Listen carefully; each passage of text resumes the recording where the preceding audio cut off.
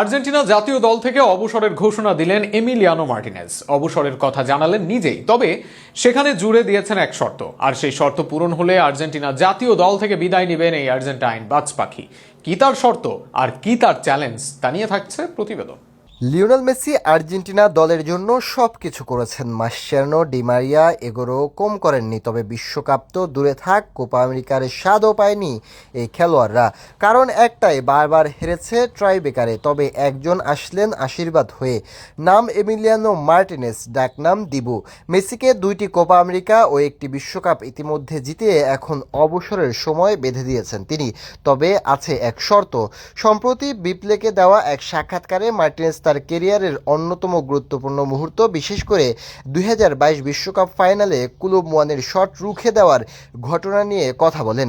একই সঙ্গে তিনি ভবিষ্যতে নিজের উন্নতি এবং জাতীয় দলের সম্ভাবনা নিয়েও কথা বলেন। মার্টিনেজ বলেন, যদিও আমরা টানা 2টি বিশ্বকাপ জিতি, তাহলে আমি জাতীয় দল থেকে অবসর নেব।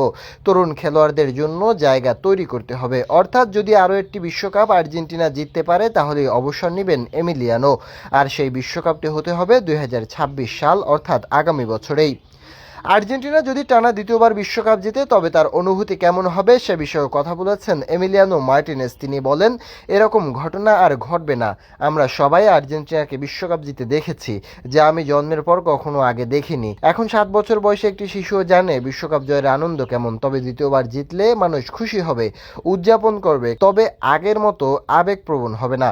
বিশ্বকাপ ফাইনালের আগে কি করেছিলেন সে বিষয়ে মজার তথ্য দেন মার্টিনেজ। তিনি বলেন, ফ্রান্সের বিপক্ষে বিশ্বকাপ ফাইনালের আগে আমি আমার বন্ধুদের সঙ্গে কল অফ ডিউটি খেলেছিলাম।